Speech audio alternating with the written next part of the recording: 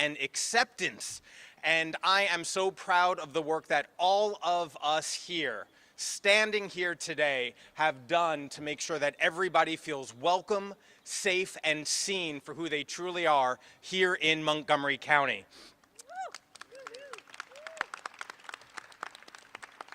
And while we are all here to stand next to each other and stand up for all of our residents, we know that not everybody has such a welcoming and supportive elected body. And there are folks all across this country who are facing threats, who are facing discriminatory legislation, and we know that there are powers out there that are trying to strip the humanity and the dignity of the LGBTQ+ community and so many other communities in our country and in our region. The President and the Supreme Court are trying to put us back in the closet. They are trying to erase us from existence, and there are folks who are trying to erase us from books and literature. But now, more than ever, we are standing up for all of our residents of Montgomery County, and all of us here have your back. That is the message we're sending today. Today's pride flag raising is a symbol. It's a symbol of the positive impact that the LGBTQ+ community has made in Montgomery County, across the state of Maryland, and across this entire country. The flag is a symbol of love, of resilience, and of authenticity. It reminds us how far we've come and also how far yet we have to go. From silence to visibility, from shame to pride, from criminalization to legal recognition. Pride is a celebration, but we have to remember all those years ago, the first Pride was a protest. And so today we cannot ignore the realities that the LGBTQ+ community is facing. They're facing threats in their communities, in schools, online, and in legislative houses, be they city councils, state legislatures, or the U.S. Congress. There's a rise in homophobia, a rise in transphobia, a rise in xenophobia, but it's important for us to stand up and to speak out whenever we see injustice, whenever we see our neighbors being victimized and marginalized. And so when we raise this pride flag in a few moments, we're not just lifting colors into the sky, we're raising our voices. Because representation is important, and everybody standing here today represents the beautiful diversity that we have in Montgomery County. And I look forward to a time when no one should be ashamed for who they love or how they identify. We are all committed to redoubling our efforts to make sure everyone feels welcome, safe, and seen here in Montgomery County and across Maryland. That is what all of us are committed to doing. And part of that leadership team here in Montgomery County, I want to welcome County Executive Elrich, who has been a steadfast leader for all his time here in Rockville, all his time back in Tacoma Park, and has built a team including Chief Administrative Officer Rich Madalino, who have dedicated themselves to making sure that Montgomery County feels safe and secure. And with that, County Executive Elrich. Thank you. I'll start by saying we're not going backward. Nothing is going to get us to go backward. So we are where we are, and we're going to keep doing the right thing, and nothing is going to change in Montgomery County except we get stronger and we do more of the things we know we need to do. I want to thank everybody for being here. It's a beautiful morning, and you know, every year we raise this flag, it carries a deeper meaning.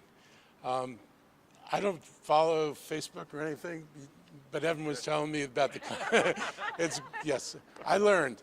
But Evan was telling me about the kind of comments we got for the raising of the flag in Silver Spring. And it's just horrifying. It is hard to believe that people that care that much about something that doesn't affect them to any degree whatsoever. This is other people's lives. They do not need to be concerned with how other people make their choices in their life. They just need to respect everybody, and they should give the same respect I think they want for themselves. Montgomery County, pride represents pride, safety, recognition, and our promise to protect everyone here. In a national context, we're under this second nightmare, and this nightmare is worse than the first nightmare. And across the country, LGBTQ plus protections are being eroded. And when we talk about the wiping of people off out of history and out of stories and out of our lives, I want to remind people that, Trump has basically said, if you're not a white male, you have no value. That anybody in any position who's not a white male is there because of some DEI initiative, that no one got there by their own initiative or by their own efforts. And it's a disturbing worldview. And probably, I don't think anybody's expressed racism to that degree, maybe since George Wallace. But it's certainly been a while here since we've heard that kind of language. We are going to continue to protect the rights and dignity of everybody. Our anti-discrimination laws are enforced. Our schools, healthcare providers, community service remain affirming and inclusive. And our police and public employees are trained to respond quickly to hate and bias incidents. Through the Pride Business Initiative, local businesses are proudly showing their support. And we've expanded access to support with the Hope and Support Circle, a weekly Thursday night virtual space for the LGBTQIA plus residents. And this summer, our first LGBTQ plus community center will open in Bethesda Chevy Chase Regional Service Center. So it's the first one. And hopefully there will be others, because obviously you just can't have one center for everybody in the county. So this is a start. We're also making space for LGBTQ+ artists and performers, and this is exciting. After the Kennedy Center canceled LGBTQ+ programming, Montgomery County and Strathmore stepped up. On June 5th, you can go to Strathmore, and they're hosting the World Pride performance featuring the International Pride Orchestra and the Gay Men's Chorus of Washington, D.C. So Strathmore is stepping up. The county has a Pride bus, and it has nice decorations on it, and it's going to be on every route in the county. They're going to rotate it through the different routes, so everybody in the county will get to see it. It's important that we be visible about this. You just can't sit back and say we support this. It's important to be visible. And we're going to continue to do this work, and I want to thank our folks at MC.Dot for making sure we do this again and again and again. I also want to recognize some friends from the unions who work in Montgomery County. McGeo and I think SEIU are the two I recognize right now. If there are others, thank you all for showing up and showing that union work is not just about what's in the workplace in terms of the job, it's how the workplaces treat all the people who work in Montgomery County. So thank you for being here. I was on the city council in 1983 in Tacoma Park, and we passed one of the first domestic partnership laws in the region. We did it because we had friends who, if their partner got sick in a hospital, they couldn't visit their partner in the hospital. If the partner's parents said that person's not part of the family, you had to be a family member. And so in order to get around that, and since we couldn't do gay marriage in Tacoma Park, we went forward with the domestic registry. So people could register their relationships as relationships and get them recognized, and the hospitals recognized them when we had that registry. So we knew there was something we can do, and it's really important that we did that and that it actually worked. So I want to thank Dr. Amina Johnson for her leadership in the county. I want to thank Evan for always leading on this event. And I want to thank everyone here who helps make this county stronger by showing up and standing together. We're proud to raise this flag. We're proud to be in this work with you, and we're not going anywhere. Thank you. Thank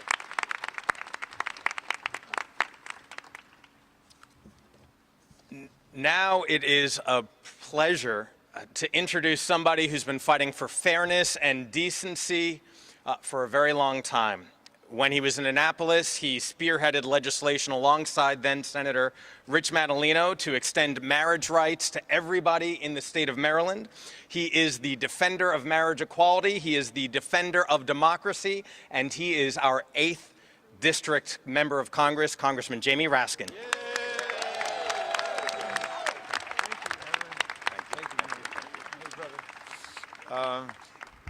Well, happy Pride, everybody.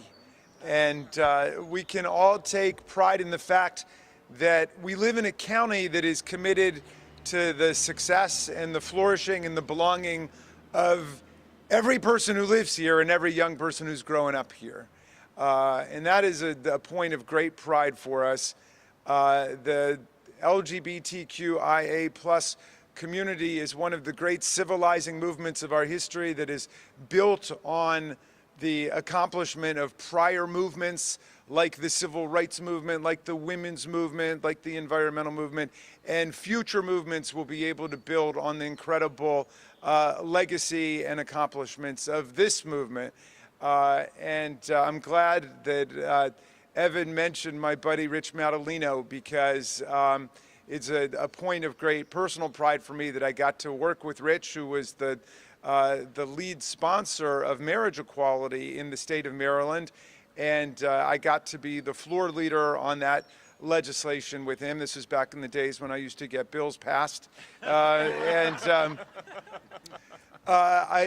never forget his courage and his leadership, his absolute determination to get the thing done. So there are people behind me who are part of the history of the success of this amazing movement. And I'll just close with the thought that when I first got into politics, and I ran for office in 2006, and I made a big speech about everything that I wanted to do, including abolishing the death penalty and restoring voting rights to former prisoners. And I also talked about marriage equality. And a woman came up to me right after the speech and she said, "Jamie, that was a great speech, but one thing, take out all that stuff you've got in there about gay marriage," which is what they called it at that point, like it was a separate institution or something. "Take out this stuff about gay marriage," she said, "because it's not going to happen, it's never going to happen, and it makes you sound like you're really extreme, like you're not in the political center."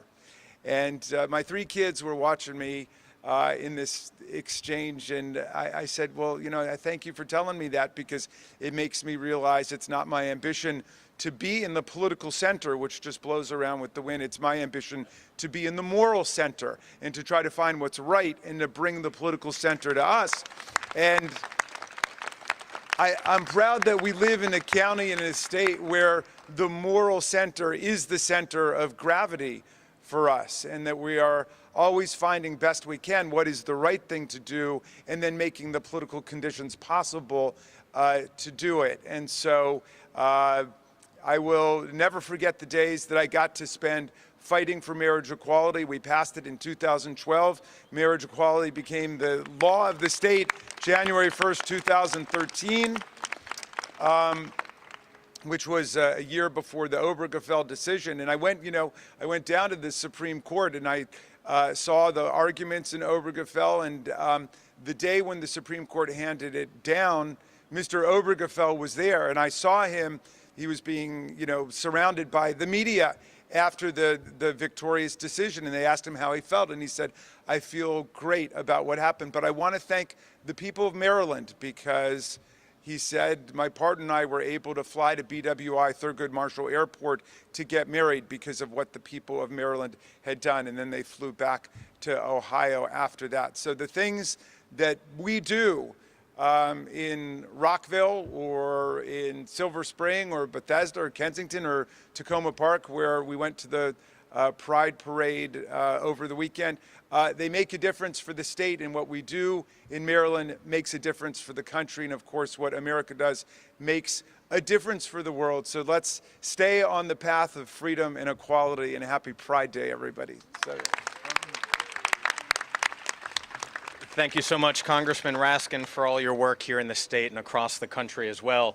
There are a lot of other people who are standing up here and are in the audience as well, who I want to recognize. I want to start with my council colleagues, Council President Kate Stewart, Councilmember Gabe Albernaz, Marilyn Balcom, Sidney Katz, Kristen Mink, Lorianne Sales, and Andrew Friedson.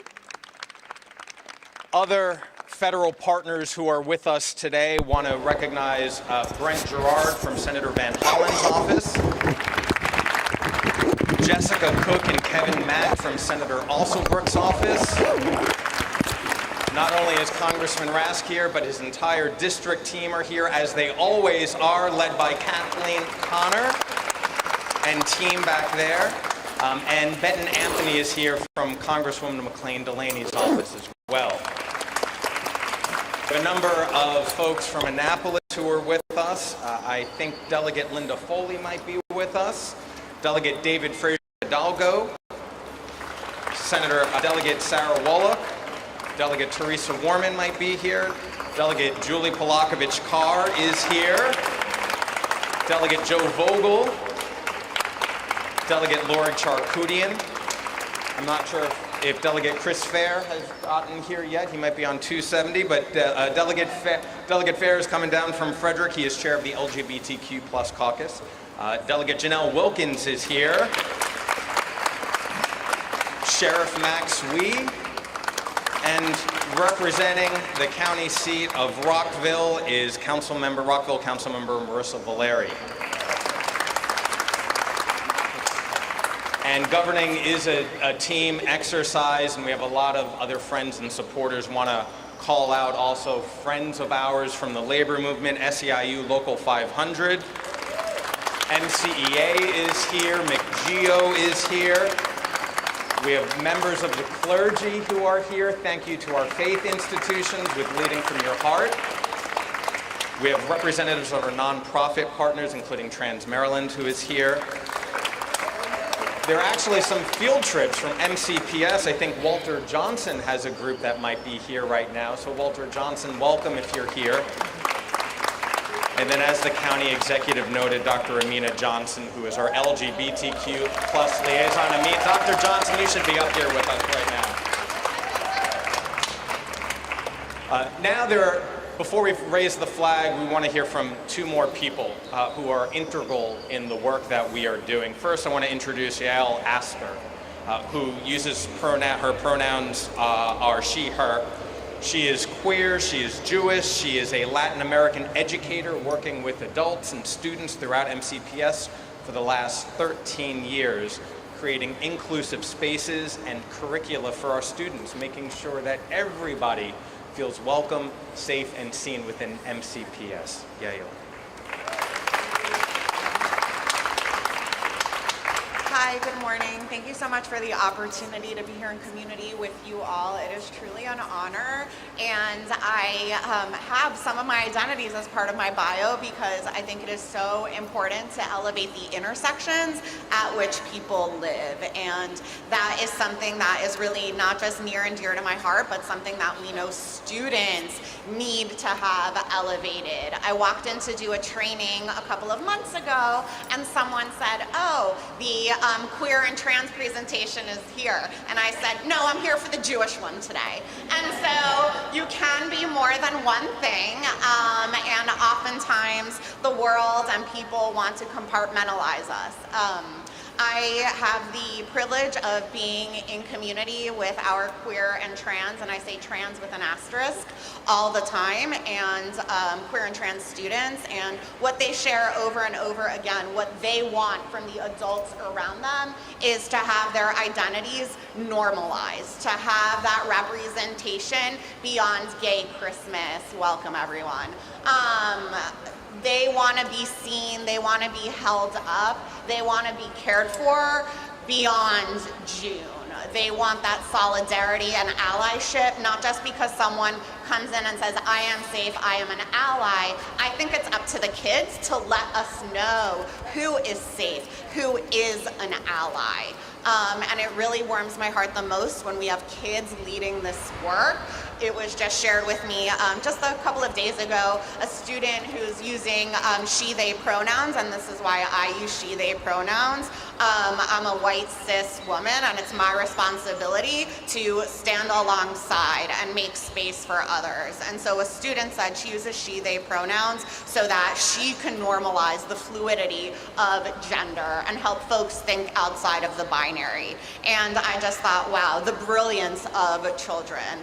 And so I want to offer you this question as a closing thought. How are not just queer and trans kids doing? How are our queer, trans, Black kids doing? How are our queer, trans, Black, disabled kids doing? How are our queer, Black, disabled, and impoverished by poverty kids doing? And so really thinking about, again, not just one identity, but the child as a whole, adult as a whole. We are more than one thing, and to make us one thing is an act of dehumanization. So again, I just want to thank you all for this opportunity. And our final speaker before we raise the flag is Philip Alexander Downey, who is everywhere all at once throughout our county. He is the new CEO of the Montgomery County Pride Family MoCo Pride Center, Inc., which is doing incredible work, leading Pride events and opening up our LGBTQ plus facilities that the county executive mentioned. And so, Philip, it is a pleasure and honor to work with you. Thank you for everything that you do, and I welcome you to make some remarks.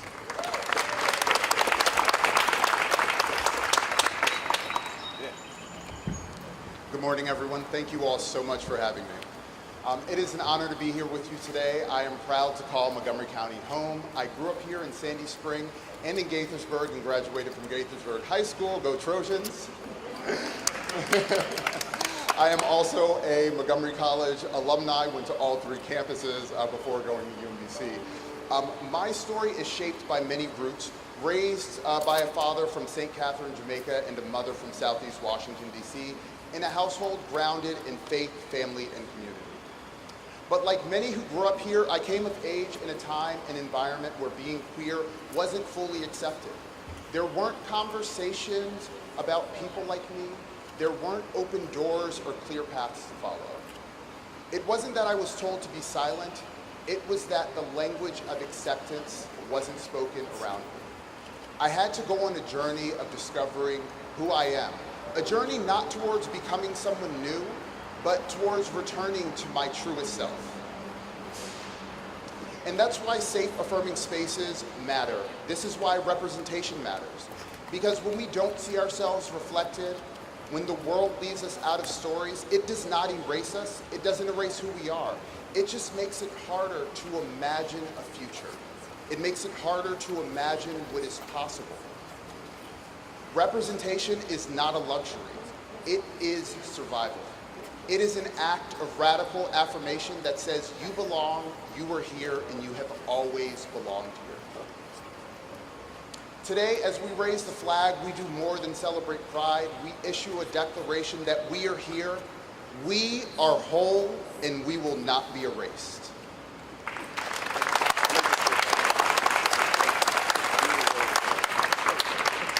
And we are turning that declaration into action. I'm proud to share, as others have before, as the inaugural Chief Executive Officer of the Montgomery County Pride Family MoCo Pride Center, Inc., that Montgomery County is opening its first ever Pride Resource Center, the Montgomery County Pride Family Resource Center, known simply as MoCo Pride Center.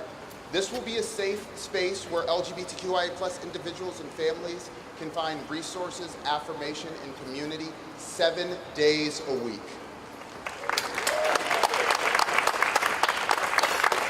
A place where young people and elders can discover themselves sooner rather than later. A place where our elders and community members can reconnect with chosen family, and where everyone, especially those who have been pushed to the margins, can find belonging.